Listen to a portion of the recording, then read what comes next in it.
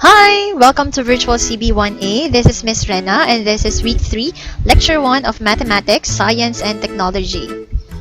So for today's topic, we are going to discuss all about powers, reciprocals, and roots.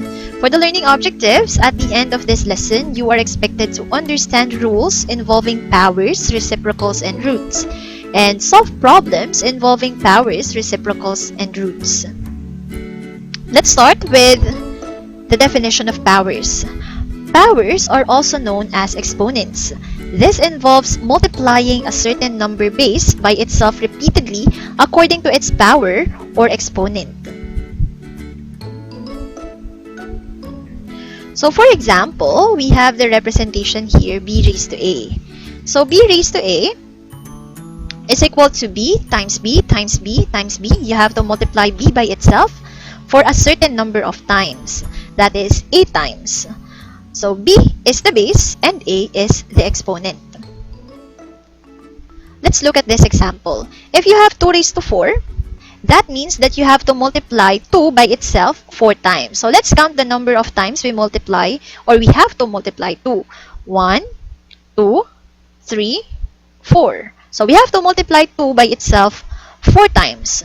2 times 2 is 4. Times 2 ulit, we have 8. Another 2, this will give us 16. Another example, we have 3 raised to 2. That means we have to multiply 3 by itself 2 times. So 3 times 3, we are going to have 9. Now, I want you to try the following exercises. So for number 1, please evaluate 4 raised to 3. Next, please evaluate 2 raised to 6. And finally, please evaluate 100 raised to 5. Okay? Alright. Now, let's discuss laws of exponents. So, if we have bases a and b, take note, on the previous example, we considered a as an exponent. But this time, we will consider a and b as both bases. While m and n will be the exponents. Okay? So let's transfer to a drawing board. Okay. Let a and b be bases and m and n are exponents. So for this,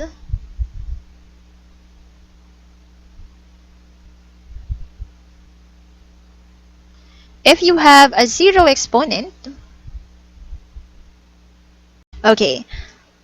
So for 0 exponent, we will start with 0 exponent. We have b raised to 0 is equal to 1. That means anything that has the exponent 0 will be equal to 1, no matter how large or small your base is. So for example, we have 2 raised to 0. That is equal to 1. Another example will be 100 raised to 0. Still, that is equal to 1. Another thing, if you have negative 100 raised to 0, what do you think will the answer be? Is it going to be equal to 1? No. This is going to be equal to negative 1. So instead of 1, you will have there negative 1. So bakit negative 1? So take note, we will still follow PEMDAS, parentheses, exponents, multiplication, division, addition, and subtraction from left to right. So if you have negative 100 raised to 0, that will be equal to 1. But in this case, negative and 100 are not combined. So 0, our exponent, will only affect the number immediately close to it. So if you have the exponent 0, mag-a-apply lang siya for 100, but not with the negative 1 here. So, but if it is enclosed in a parenthesis, if you have negative 100 raised to 0, yun, mag-a-apply siya both dun sa negative sign and to our number 100, which is equal to 1. So that's it for this part. Now, let's go to negative exponents. So if you have negative exponents, b raised to negative m, that is equal to 1 over b raised to m. Gagawin mo lang positive yung exponent niya when you write it on the denominator. Say for example, you have, 2 raised to the negative 3. What will be the value of this number when we apply negative exponents? So this is equal to 1 over 2 raised to 3, which is equal to 1 over 2 raised to 3. That is equal to 1 over 2 times 2 times 2, which is equal to 1 over 8. Okay? Another thing, if you have ano kayo maganda? 2 raised to ay, wag na 2. Napaka-basic. 3. Ay, ito na lang para madali-dali pa rin. So, 3 raised to negative 2. You are going to have 1 over 3 raised to 2, which is equal to 1 over 3 times 3, which is equal to 1 over 9. Okay? I hope that was clear because this time, we will continue with multiplication. Let me just clear up this board so we can have more space for our next example. Ayan. So, punta tayo dito sa pangatlo. Kay multiplication na tayo. If you have 2 raised to 3, for example, multiplied by 2 raised to 4, take note, both bases are 2. All you have to do is to copy the base 2 and then add your exponents. So we have 3 plus 4, which will give you 2 raised to 7. So kayo nang bahala kung i-expand, kung anong value yan pag in-expand. Just multiply 2 by itself 7 times. So let's make it more general. Let's use the base x. So kung meron kang base x times 3, x raised to 3, multiplied by x raised to 5, all you have to do is to copy the base x and then just add 3 and 5. 3 plus 5 is equal to x raised to 8. Okay? One more thing. What if you have negative exponent for one of the factors? So, then napapasok si division. Integrate na natin siya dito. So, dito naman si division. Gawin natin siyang x raised to 3 times x raised to negative 5. So, di ba, since they both have the base x, let's just retain x and then perform addition between the powers. You are going to end up with 3 plus x raised to negative 5, which is equal to, lagyan ko siya ng division dito para hindi nyo siya masyadong kalituhan, x raised to negative 2, which will give us x raised to a negative power. Following our reciprocal rule or negative exponents law, we have 1 over x squared. Ngayon, gamitin natin si division. Pwede rin naman, ang gawin nyo, just look for the value of x over 3 over x raised to negative, x raised to 5. Yan, pwede nyo siya isulat na ganyan for division. So, pag ang given, x raised to 3 over x raised to negative 5, just look for the same base and then retain the same base and then perform subtraction between the power of the numerator and denominator. Again, if you end up with a negative exponent, just apply the reciprocal rule. So, we have power of a power. For power of a power, say for example, you have the base 2 and it is raised pa ulit to exponent 2, na raised pa ulit to the power of 3. We have x squared raised to 3. All you have to do is to retain the base and then multiply the two powers. So you are going to end up with x raised to 6. For example, 2 raised to 3 raised to 2. This is 2 raised to 3 times 2, which is equal to 2 raised to 6. Again, kayo na yung bahalang mag-expand. I hope that was clear because this time we are going to continue with power of a product. So, for power of a product, say for example, you have x, y, and then they are raised to 2. Di ba representation lang nito since the base is xy? It'll be xy times xy. And then, meron kang x raised to 1 plus 1 kasi dalawa yung x mo. Tapos y, 1 plus 1 which is equal to x squared, y squared. So, applying this rule, hindi nyo na kailangang i-expand siya isa-isa. Kasi, pwedeng i-distribute nyo na lang yung power to both bases. So, say for example, you have 2x raised to 3. We have 2 raised to 3 x cubed, which is equal to 2 raised to 3 is 8. You are going to have 8x cubed. Okay? Finally, we have power of a fraction. For power of a fraction, say for example, you have 2 raised to 3 raised to 2. All you have to do is to distribute the power to both numerator and denominator. We have 4 over 9. Isa pa, x over 3 raised to 3. You have x cubed over 3 cubed, which is equal to x cubed over 27. Because 3 times 3 times 3 is 27. So that will summarize the laws of exponents. Yan. With examples na rin tayo, syempre. Let's go back to our module. Ayan. Paano ko ba ito isa-select? Naglalag siya. Ayan. Now, let's talk about roots. For roots, sometimes powers are given in the form of rational exponents or fractions such as b raised to m over n. So, this can be expressed in the form of radicals. So, for example, meron ka ditong nth root of b raised to m. This is read as nth root of b raised to m. And b, tinatawag natin siyang radicand. So, si n, siya yung tinatawag nating index. That will determine the value to be placed dito sa labas. So, the number of times that you are going to extract the root. Kung ang kailangan mo ba ay square root, cube root, fourth root, and so on.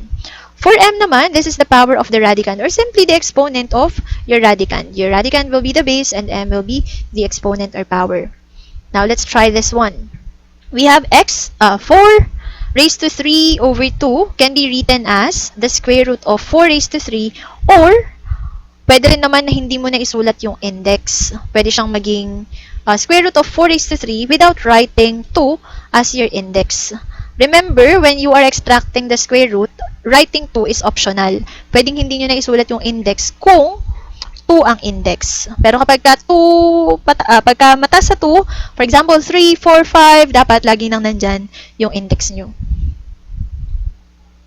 Now, let's continue. Ito pala, sinulat ko pala yung note dito kasi nagpunta na siya sa kabilang page. So, note, writing the index is optional if and only if the index is 2. So, IFF is read as if and only if. Now, let's continue with the radical rules. We have some rules here.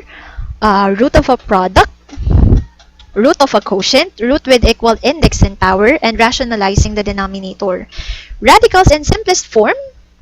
A radical is in its simplest form if the radicand has been reduced as much as possible. For example, the square root of 4 raised to 3 when simplified using the rules above is 8. So, transfer natin tong take lang ako ng snapshot. Transfer natin tong table natin dito to our board. Kasi gagawa tayo ng mga examples. Ayan. So, start tayo sa root of a product. So, if you have there a product, say for example, square root of 8. Di ba ang 8 hindi naman siya perfect square, but still, you can extract the root using the principle of root of a product. How are we going to make this? We can break down 8 into 2 factors such that one of the factors is a perfect square. Medyo malabo pala itong napili ko. Mag-green na lang tayo. Ayan. So, the square root of 2 raised to 8 can be written as the square root of 4 times 2. Diba? Meron tayong dalawang variables dito na x, y, which is 4 and 2. We can break this down into 2 different radicals. We have square root of 4 times the square root of 2. This time, kaya pa natin siya i-simplify ulit. Sabi nga natin dun sa idea natin kanina, radicals in simplest form will be radicand that has been reduced as much as possible. Since there are still values inside it that can be reduced, such as 4, pwede natin siyang ilabas. So we have square root of 4, which is 2, multiplied by the square root of 2. Or, simply, pwede mo siya isulat as 2 square root of 2. Let's have another example. Gawin natin si cube root of, ano ba maganda? Cube root of 54. Ayan. Cube root of 54 na lang. So, meron bang perfect cube sa 54? Meron. Meron tayong 27 times 2. So, if you extract the cube root of 27, mag-end up tayo with 3 because 3 times 3 times 3 is 27. So, 27 is a perfect cube. Ay, ba't to 3? Ito 2. Yan. 3 cube root of 2.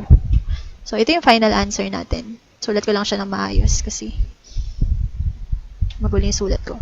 So, we have the cube root of 27, again, is 3. And then, si cube root of 2, as is lang siya. We have cube root of 2. So, this can be simplified into 3 cube root of 2. So, that is how you use root of a product in solving certain problems. Now, we have root of a quotient. Parang katulad lang din to nung loss of exponents natin kanina na dinidistribute natin yung power. Since ang radical naman ay rational powers, ganun din, i-distribute mo rin yung index niya, yung radical and index niya to both the numerator and denominator. So, say for example, bakit ba natin ito ginagamit? Square root of 4 over, hindi. Magtali natin. 5 over 4. So, kung meron kang square root of 5 over 4, it'll be equal to the square root of 5 over the square root of 4. And we know that square root of 4 can be simplified into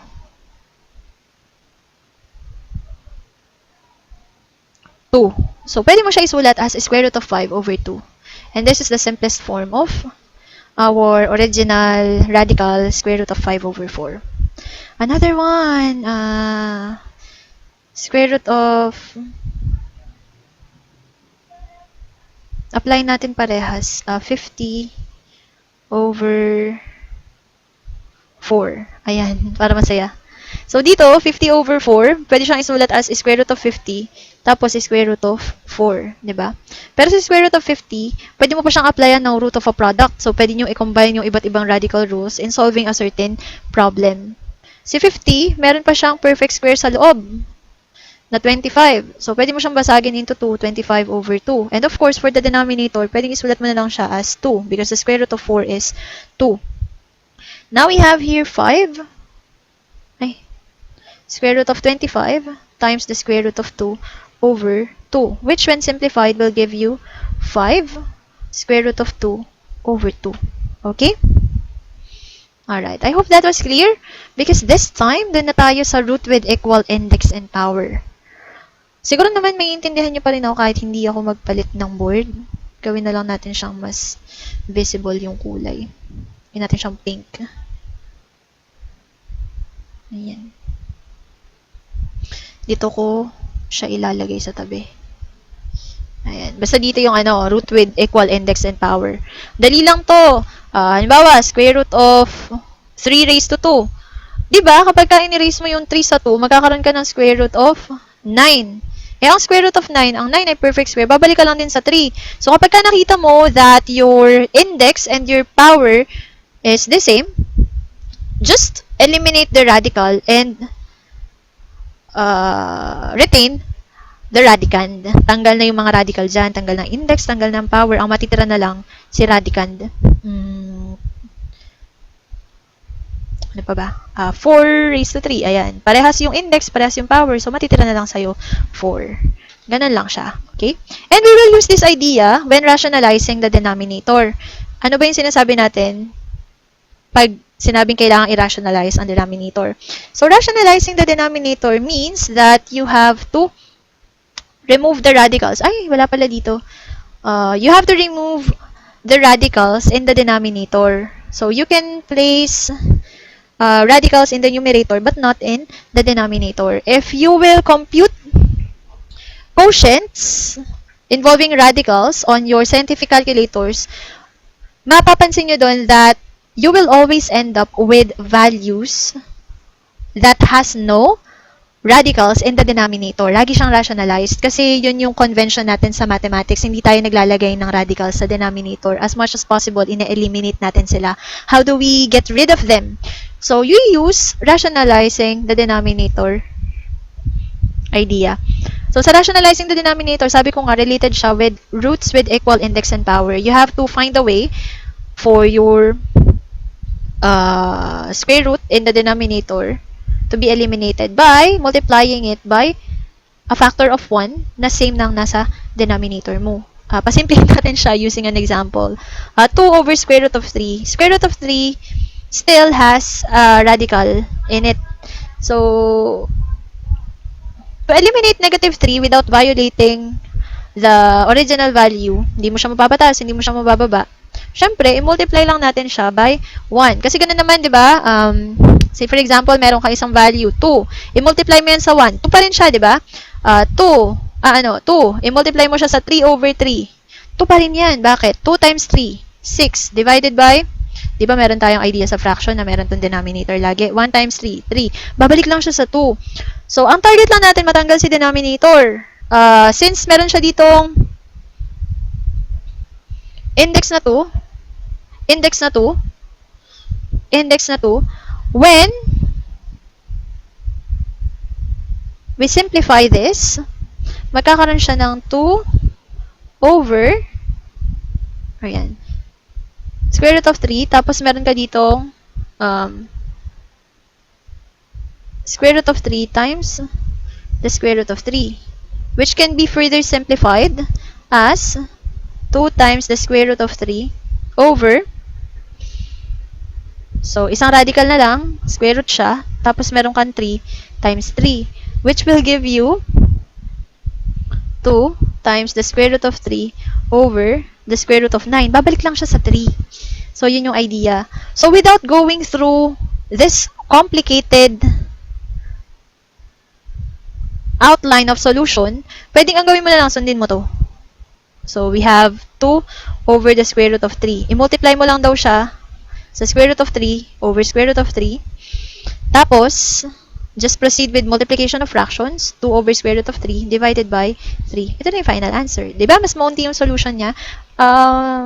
Basta, ipa-follow nyo lang tong step na to. Rationalizing the denominator steps. Okay? So, I hope that was clear because this time, I will be giving you an exercise. Ayan, dito tayo sa isang blank.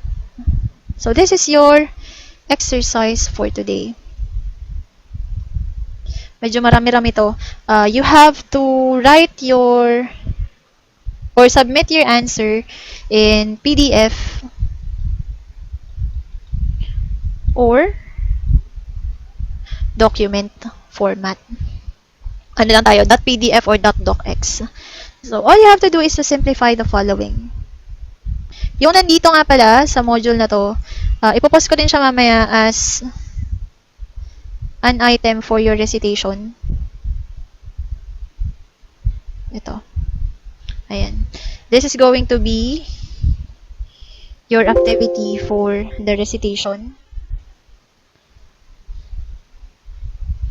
Ayan, simplify. Exercise.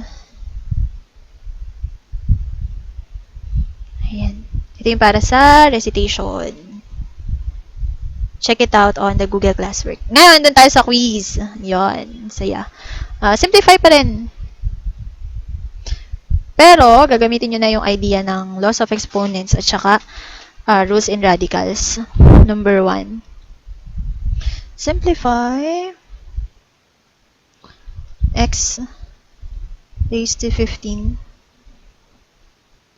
over x raised to 27 times x raised to 20 over x raised to 2. Number 2, the square root of 150 over 4 times the square root of 2 over 2. Yan. Next, we have number 3, the square root of, hindi, cube root of 1,000 over 100. Ay, teka. Palitan natin. Square root lang gusto ko. 100 over 1,000. Number 4. Dali lang. Gawin lang natin siyang the square root of 32. And finally, we have